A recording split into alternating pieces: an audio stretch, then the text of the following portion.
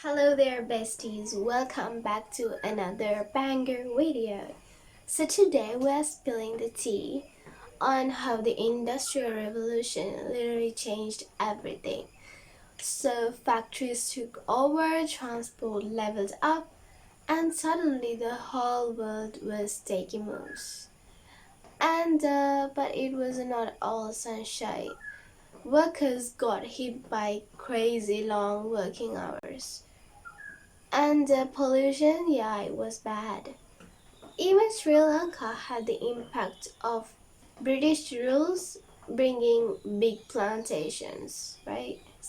So if you're liking these history breakdowns, don't forget to hit the like button, drop a comment, share these videos with your friends, and hit that subscribe button. So besties, let's continue from where we stopped. This is Industrial Revolution Part 2. The Explorer. I know you're somewhere. So,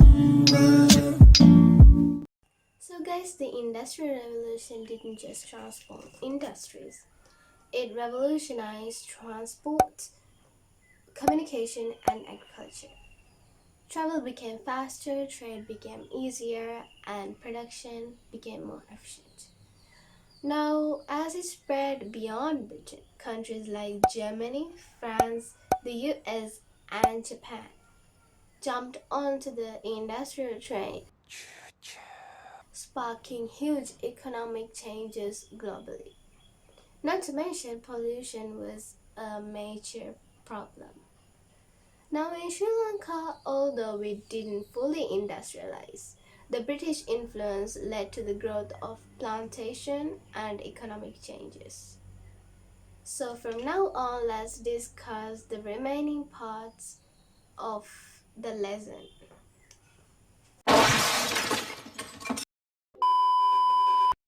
Expansion of Industrial Revolution. The Industrial Revolution didn't just change industries, it also transformed transport, communication, and agriculture. So, when we consider about the expansion of transportation, they needed better transport to move raw materials to factories and those finished products to the markets. So these needs led to major advancements and inventions happened. The invention of macadam method. The inventor is John Macadam in 1811. A method of creating durable roads by spreading small granite pieces on a foundation of larger stones and soil allowed for faster and easier transport, even for heavy loads. So this is the macadam method, and this is John Macadam. The road is made by a lot of layers, mainly by granite and strong, bigger stones, and they leveled it. Next, we have the steam engine by George Stephenson in 1814. So, this production of steam engine uh, is a landmark in the Industrial Revolution. As a result, trains could be used to transport coal and other products. George Stephenson, who invented this, was not able to read and write till he was 17 years old. So, by this method, the time spent for transportation could be minimized. Next, we have Steamboat by Robert Fulton in 1807. This first successful steamboat, which revolutionized water transport by allowing ships to travel faster and more reliably. So he was the first person to invent some vehicle to transport by the water. Next, Steamship by Henry Bell in 1811. A steam-powered ship for passenger transport, initially using firewood and ladder coal. Then it's the motor car by Daimler in 1885, the first motor car leading to the development of automobiles and transforming land transport. This is also such a landmark by inventing the Daimler's motor car, which is like the beginning of automobiles. Next is the airplane by Wright brothers in 1903. The invention of the airplane revolutionized air transport and opening new possibilities for global travel, thanks to the Wright brothers. So, what are the impacts of the expansion of transportation? The advancements in land, water, and air. Transport made travel faster, cheaper, and more efficient. The Industrial Revolution completely transformed how people and goods moved, paving the way for modern transportation. So that is about transportation. Next, we have expansion in communication. During the Industrial Revolution, the communication sector saw rapid developments alongside transport. Initially, the postal service in Britain was expensive, leading to the need for more efficient and affordable ways to communicate. So, currently means a long time ago when the Industrial Revolution is taking place, the postal service in Britain was highly expensive, so it's not affordable for each and every person. So they found ways to communicate way more easier. Uh, n- First, there was the penny postal service. It developed the postal service in 1840, an affordable and faster letter exchange for business activities. Next, the telephone. Several experiments to develop communication between two distant places using electronic methods were conducted from the beginning of the 19th century. As a result of this, an apparatus was produced to communicate using human voice between two places through cables in 1976. So it was called the telephone, and we all know the telephone was invented by Alexander Graham Bell. It allowed communication via human voices between distant places. That means the voice was transmitted instead of like letters, like we had to write earlier, right? So this was an audio transmitter, like something. Next, telegraph by Samuel Morse in 1844. Sending messages between two places through a cable was started in this method using symbols, enabled quick message exchange using symbols via cables, through cables. So, next one is radio signal communication. This radio signal communication method was invented by Guglielmo Marconi in 1895. It has changed the communication through radio waves. Instead of using cables, now they're using waves, radio waves. And last but not least, we have television, a special landmark in the expansion of communication sector. The most common way of spreading information is the television, even nowadays. Is the like except for the mobile phone, yeah. The television was invented by John Luggie in 1926. This was the reason people could see visually the information they could see visually. Previously, it was only the audio. Now it is a visual communication and transport, media, and entertainment method. That's it for expansion of communication. Next, expansion of agriculture. The Industrial Revolution sparked rapid growth in agriculture sector as well. Several factors to contribute to this expansion. Let's see. So there are a few facts that should be considered. There was this mega farm concept. Mega farms mean small lands were given up and combined with other lands to form large mega farms, sorry. So these small lands were gathered together and formed a big land called the mega farm. That is the concept of mega farms. Then we have the changing of crops. They switched crops to reduce the spread of diseases and boosted productivity. Changing the method of cultivation of crops, like switching the crop type, it also increased productivity. Then we have the line sowing method. It was introduced by Jethro Tull using hose-tethered plows. The hoses are used in this line sowing method. It reduced seed usage and increased productivity. So less was used in this method, but more was produced at the end. And next, into animal husbandry, we have the new technology used in animal husbandry. That means they used machines, like new techniques were used, and breeding was it was increased. Yeah. So Robert Bakewell improved sheep breeding, leading to better livestock. Next, they have used agricultural equipments. They have invented new equipments and machines were used to.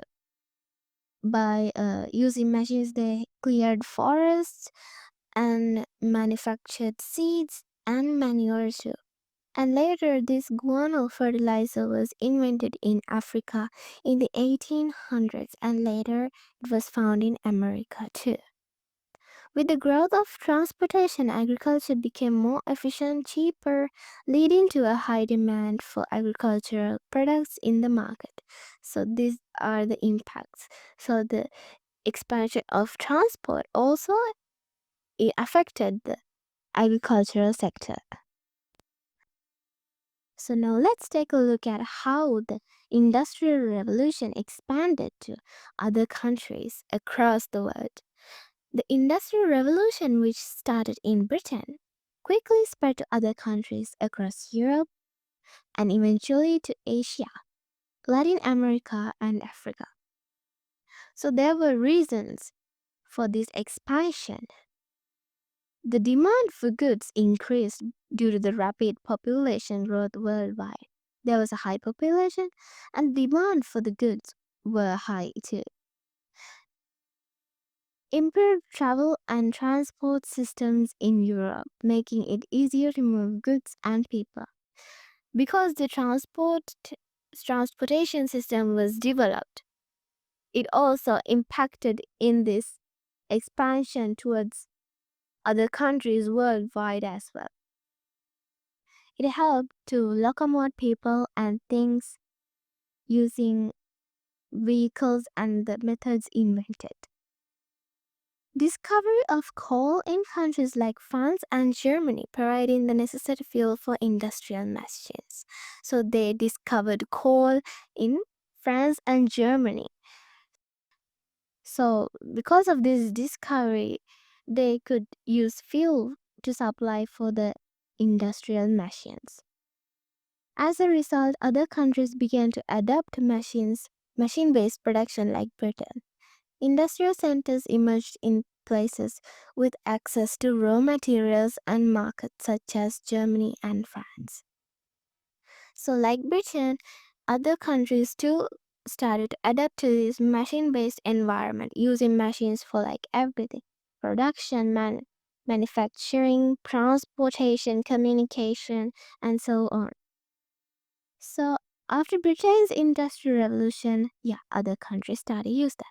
Countries like Germany and France built industrial centers near places with a lot of raw materials and markets.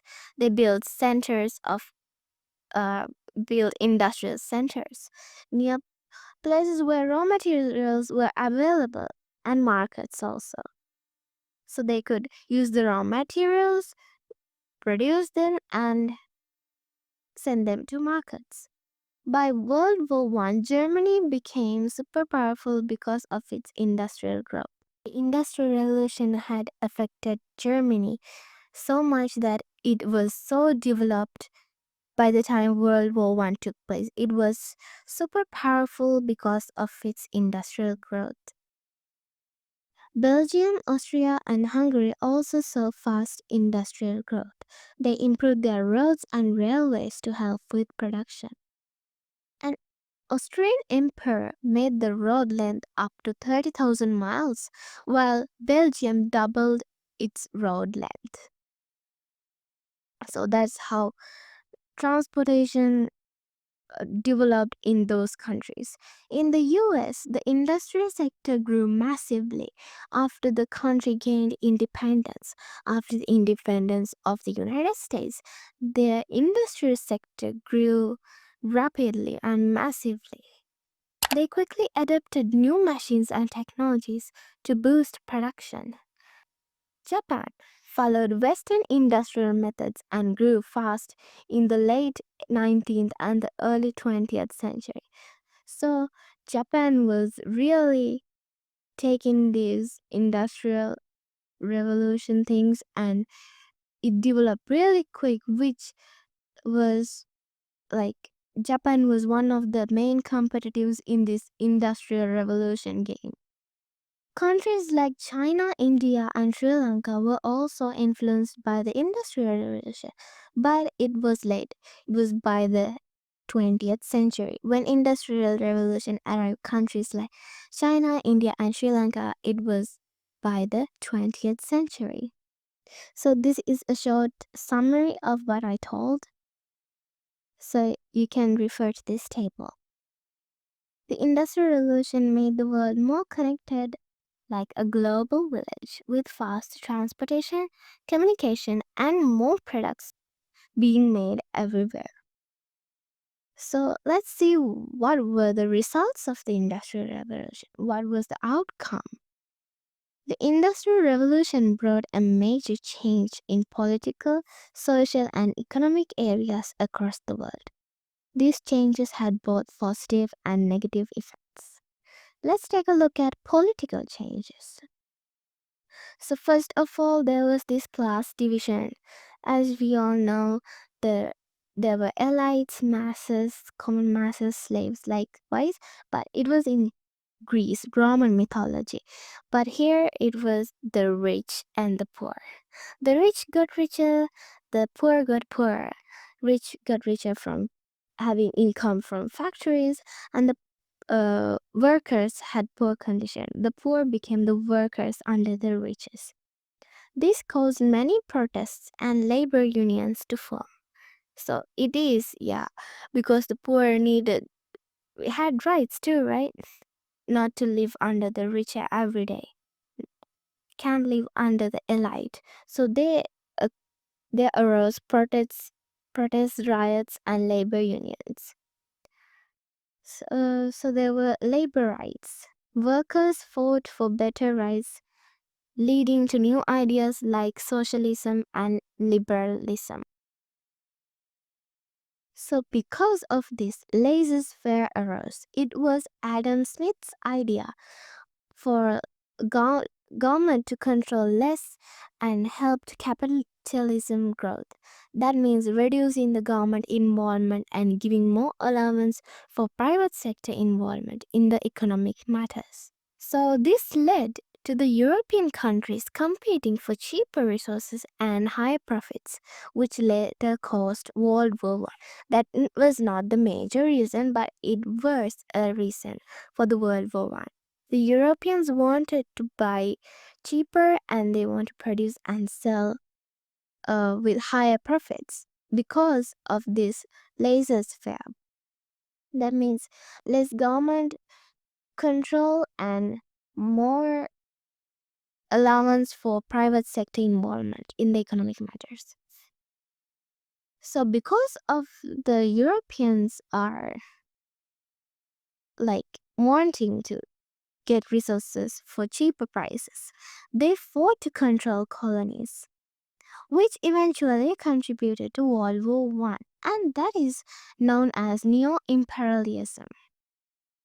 Next is the economic changes. So the economy is something else. So the people who were working in the fields, like the farmers, they came to the cities and joined factories and worked as workers, their laborers. Because of this, the self sufficient economy failed and emerged a working class that worked for a salary. So the agricultural concept is like not the prominence here. Like in early ages, the whole society was based on agriculture. But here, the farmers went to cities and now they are working as laborers under big factories. So the agricultural production also became industrialized. It also like production using machines.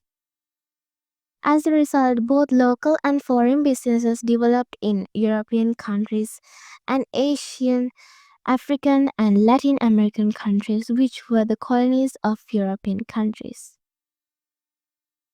In the same way, the capitalist economic system too spread rapidly around the globe. So there were like private entrepreneurs, like they were individual. They could not afford for a big industrialized company, a factory. So these people got along together and they were formed a combined business. Along with that, they formed a combined business company. A few entrepreneurs got together and they formed a combined business. These companies expanded their commercial activities into Asian, African, and Latin American countries with the help of the governments to achieve their targets. Now, something happened. At first, they were like only local businessmen involved in this whole company thing, whole business, combined business, companies, factories, all of this. But later in the first part of 19th century, these companies became multinational companies. So mm, from people from different nations were involved in these companies, thus making monetary and bank activities too. Like instead of production of goods and buying and selling, they were engaged in monetary and banking activities too. This made transactions and loan facilities easy for the entrepreneurs. Those were the changes in the economic sector. Now let's see the impact caused on the society. Impact on the society. Urban growth and job opportunities. Industrialization led to the creation of new cities and job opportunities. People could afford factory made goods, improving their standard of living. They could work under factories and they could afford factory made goods. The people living in the cities. Then, overcrowding and poor facilities. Cities in Europe grew rapidly but lacked proper infrastructure. Example, in Vienna before 1847, the population increased by 20%, but house construction only grew by 11.5%. So it's a lack of infrastructure. Urbanization and social classes. Many villages migrated to cities for work, accelerating urbanization. So the cities grew bigger and bigger, and the parts of villages were connecting to the cities, and it was urbanized. A new class-based society emerged. The rich people consisted of two parts: the rich class, the really rich class, aristocrats, factory owners, bankers, business people. Like the rich class consisted of aristocrats, the rich one, they owned lands, And the other class consisted of middle class business owners, small scale traders, factory owners, bankers, and contractors, engineers, lawyers, etc. This is the rich class. And then there's the labor workers. These workers were so poor, and the whole family had to work 12 to 14 hours a day in the factory, and the factories were like not in good condition either. They had to live in slums. The whole family should share one room, so much less facilities, and like they had to suffer a lot in these factories. They reside close to the factories because they had to go to work. Even children had to work to survive the daily life. So the poor had to go through unfavorable living conditions, poverty, and less salary. The laborers received a very less salary, a low salary, but the elites keep cherishing on the higher salary, higher profits. And because of these such adverse circumstances, alcoholness, that means people getting drunk, drunkenness, and other abuses were inevitable. Many countries paid the attention to resolving these social disparities by the 18th and the 19th centuries. At the same time, laborers came together as union and started struggling to get their salary increased. The number of working hours reduced and sanitary and other facilities increased. Therefore, every government had to impose laws for the social and economic welfare of the working class. So, at last, because the laborers struggled so much and they got into protests, they came into union and started protesting against the government, like provide us a fair amount of salary. So therefore, the working hours reduced, the salary was increased, sanitary and other facilities increased too. So the government should work for the welfare of the working class, right? They exist because of that. Next biggest impact is the environmental pollution. Factories contaminated water sources with waste. Factories emitted, like, they released waste materials into water bodies, making them polluted. Further, the accumulation of poisonous gases in the atmosphere threatened the existence of human beings too. Now, that is about the impact on the society. Next, we have to find out the impacts on Sri Lanka because of the Industrial Revolution. Effects of the Industrial Revolution on Sri Lanka. Now, in the 19th century, Sri Lanka didn't industrialize like other countries, but the British influence was very strong on Sri Lanka because it was a British colony. Sri Lanka was under the rule of the British.